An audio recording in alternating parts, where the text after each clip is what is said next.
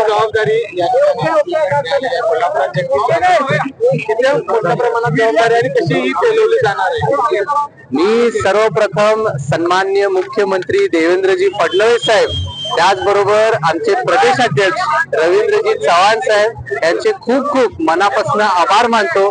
शुभेच्छा त्यांच्याकडनं स्वीकारतो, त्यांचा आशीर्वाद स्वीकारतो, कारण खूप मोठा सन्मान त्यांनी पश्चिम महाराष्ट्राचा, कोल्हापूरचा, माझा आणि संपूर्ण महाडिक परिवाराचा केला आहे। त्यांचा आणि त्यांच्या संपूर्ण केडरचा मी खूप खूप मनापासून ऋणी आहे।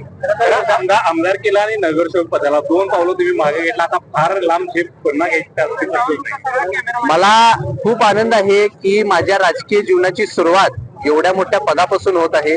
मी विधानसभा असेल किंवा महानगरपालिकेची निवडणूक असेल, मला जरी माघार घ्यायला लागली असेल तरी सुद्धा मी निराश झालो नव्हतो, तरी सुद्धा मी पक्षाचं काम करत राहिलो।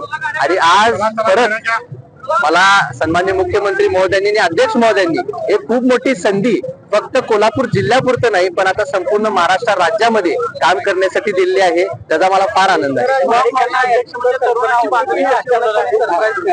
ह्या सर्व गोष्टी जसं आपण सर्वांनी न्यूजच्या माध्यमातून कळालं तसंच मला सुद्धा कळालं। सकाळी 8 वाजता सन्माननीय रवींद्र चव्हाण साहेबांनी जी प्रेस कॉन्फरन्स घेतली होती त्याच माध्यमातून मी सुद्धा न्यूज चॅनलवरून बघितलं आणि त्यानंतर माझा त्यांच्याबरोबर फोन झाला। मी त्यांना म्हणलं सुद्धा की साहेब मला तरी कल्पना द्यायची होती आणि साहेबांनी मला सांगितलं की तुझ्यासाठी सरप्राईज आहे आणि आता हा पक्ष तुझ्या बरोबर ताकदीने उभा राहणार आणि तू संपूर्ण महाराष्ट्र राज्यामध्ये काम करायचं। युवा मोर्चाची बाजली अनेक मंत्र्यांची भेटला, केंद्रीय मंत्र्यांची भेटला, काय त्यांच्याशी संवाद झाला?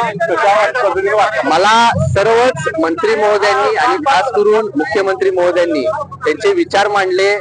भारतीय जनता पार्टीची विचारधारा काय आहे याचा अभ्यास करायला मला सांगितलंय, त्याच्याबद्दल काही गोष्टी त्यांनी महत्वपूर्ण मला सांगितल्या आणि इथून पुढे येणाऱ्या काळात मी भारतीय जनता पार्टीसाठी खास करून हा पक्ष वाढीसाठी करीन। आम्हाला आता माझं असं टार्गेट आहे की येणाऱ्या 1 वर्षात संपूर्ण राज्यामधनं 1 लाख युवक युवती आता या पक्षामध्ये प्रवेश करतील। हे आमच्या समोर ठेवून आता आम्ही कामाला लागलेलो आहे।